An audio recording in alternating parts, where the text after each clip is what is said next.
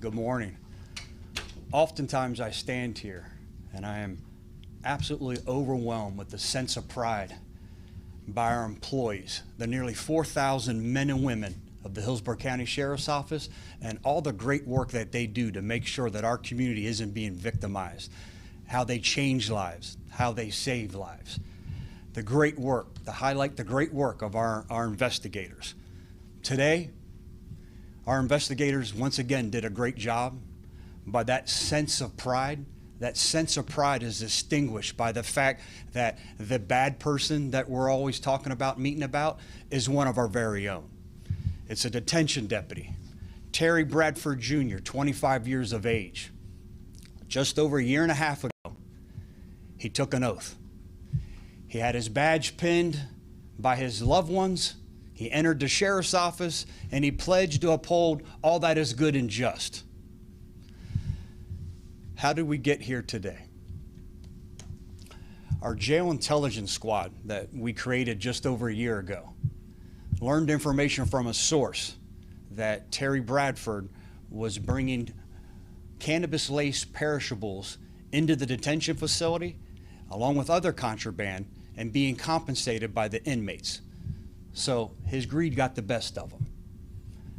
To what extent, how expansive is this?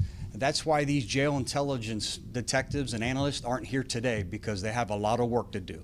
This is in the preliminary stages, but I commend them for their fast-acting efforts. We learned this information on Monday, and last night, this detention deputy was placed under arrest.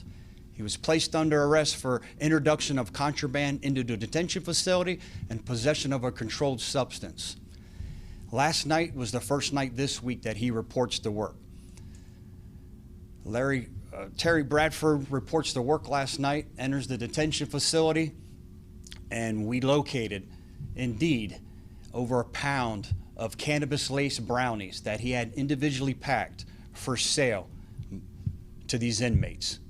What we've learned so far, and again, this is extremely preliminary, is that they use a cash app called Cash App, and it's that this money can be wired right into this deputy's account. We know so far that a few $1,000s has been profited by this deputy for the transactions that he completed in just this short amount of time. I say a short amount of time, but I don't know how expansive this is. That's what these detectives will work on now and certainly will provide that update. Does this include other deputies? Does this include other transactions? We're just not sure right now, but we'll continue working and get to the bottom of it. I can assure you that we have a zero tolerance for any type of contraband, especially illicit drugs that get introduced into our detention facilities. And some people may ask why. Think about the dangers that this creates. It turns into gambling. It turns into violence. And that violence, where's it going to start? It's going to start by one of our deputy sheriffs getting hurt trying to enforce these policies that's being created. What other contraband's being introduced into the detention facility? We know historically any detention facility on the local, state, or federal level that most contraband is introduced by an employee. So we're aware of this. That's why our screening measures that we have are probably exceed most of those that in any jurisdiction. But we have to allow our employees who work 12-hour shifts, we have to allow them to bring food in the detention facility. You know, they're inside, they don't have the freedom to leave to go get something to eat. So we have to allow them. Some have dietary restrictions, some have medications, some just want their own comfort food to come in and they don't want to eat food that's provided by the Department of Detention Services. I understand that. What we've done to mitigate this is our new food contract service is now cooking and providing very, I think, phenomenally healthy food options, a warm meal for our employees, free of charge. So I'm hoping that this will reduce the amount of food that's being introduced into detention facilities. That's difficult to screen. Now, what type of screening mechanisms do we have in place? Our employees are forced. And remember when I talk about our employees, it's not just our sworn detention deputies. We have a lot of outside contracted employees. whether it's medical employees, whether it's our teachers, whether it's our counselors, whether it's religious figures, regardless of who is contracted to come into our detention facility, they have to go through magnetometers to make sure we're stopping weapons. All their items that they bring into the detention facility go through an X-ray machine. So I'm hoping with adding the free service that we're going to cook a hot meal will reduce the amount of food that's coming in and stop any type of perishable item like this is happening. We know at least twice he's bring cannabis-induced brownies into the detention facility. Again, last night, over a pound of it. You know, think about the severity. Who's creating this? Imagine the dangers that this poses to the inmates in our custody. So extremely dangerous. I think this goes without saying, but I'll say it for my own edification. I don't ever want the actions of one deputy sheriff to reflect the hardworking, dedicated, and selfless service of the men and women that are the Hillsborough County Sheriff's Office. Because I assure you that we have a zero tolerance for any type of corruption by any of our employees. And I've met with the command staff before coming in here this morning, and we all discussed if we have to go work the detention facilities ourselves to get to the bottom of it, because we have to weed out, terminate, and fire anyone that's bringing any type of contraband, that's violating the public trust, this community trust, and the trust of this agency, that's exactly what we'll do. Terry Bradfor has lost his right to have a career in law enforcement, and I'll ensure that that happens. I talked to our state attorney today, and we will make sure that he feels the full weight of the criminal justice system.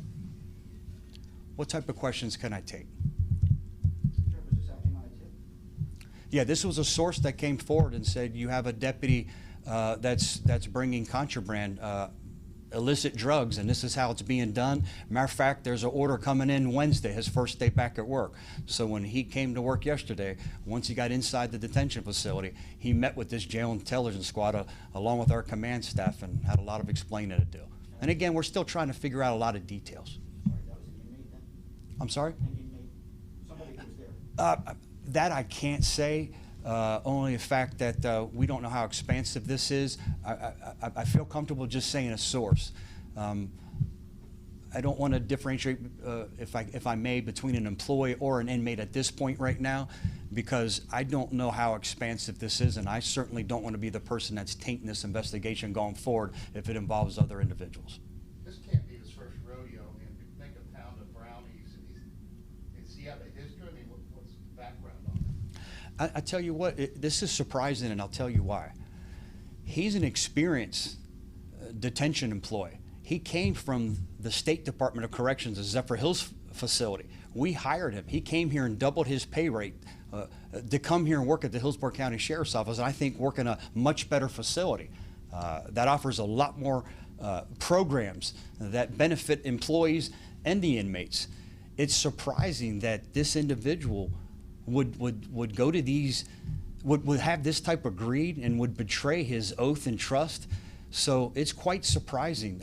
Do I think this is his first rodeo? No, I don't. And that's why these detectives and our analysts aren't here today. They're trying to unravel this. They're authoring subpoenas today to get that cash app and find out how much money was being transferred. Where was the money coming in from? So we almost have to peel back the layers of the onion and work backwards on this one.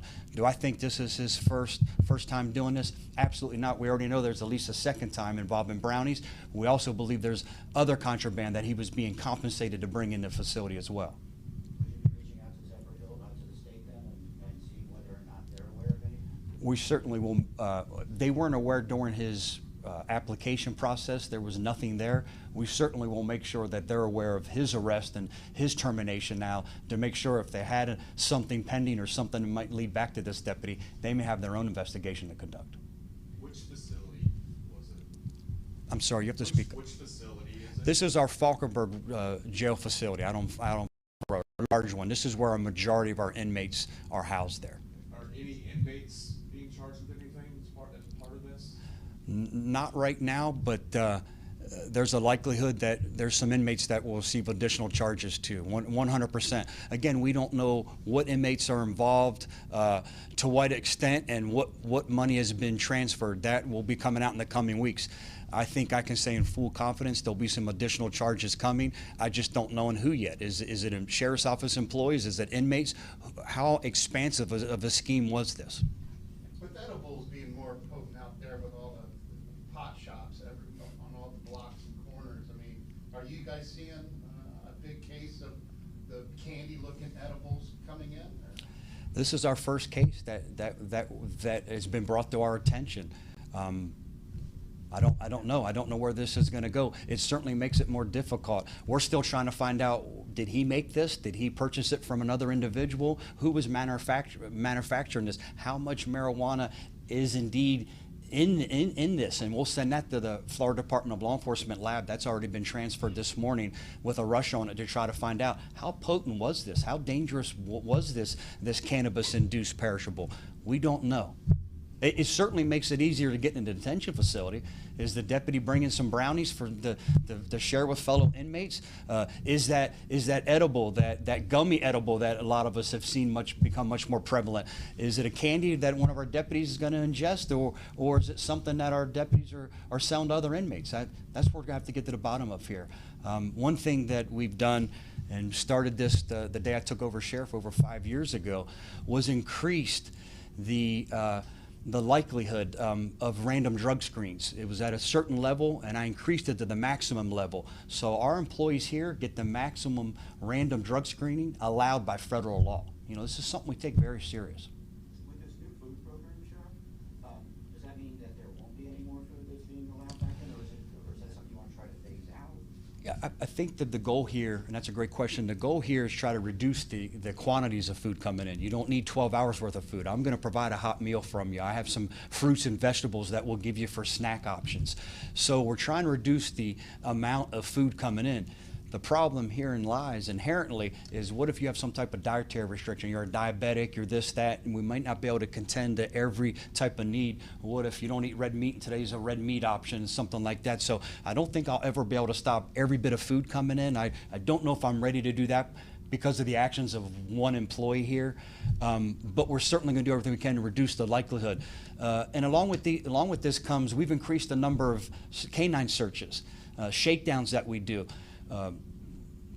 That's become, we're even pursuing the option now of having a full-time canine, a drug-sniffing canine, assigned to our detention facilities. But they've increased the likelihood of them doing it. The frequency is much greater than it's ever been.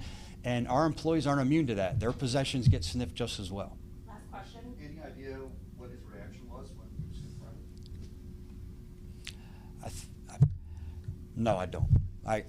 To be honest with you, and this isn't me being insensitive, I really don't care. He betrayed the trust of this agency and this office strictly for greed purposes when our detention deputies make good money. Think about that. Our detention deputies, a starting pay is $60,000 a year. You don't even need a degree. All you have to have is a willingness and the heart to help other individuals. He betrayed that trust. I don't really care how he's feeling. Thank you, everyone. What was his job there specifically? Yeah, another great question. I'm sorry if I didn't clarify that. He was a detention deputy. He was the deputy that was assigned to one of the pods there. As we break down different pods, he was assigned to a particular pod. He was introducing contraband into that pod for inmates to purchase. How many inmates are usually in the pod? I can make that decision. Thank you, Sheriff. It varies by the different pods, so I'll definitely get you that average. Thank you, everyone.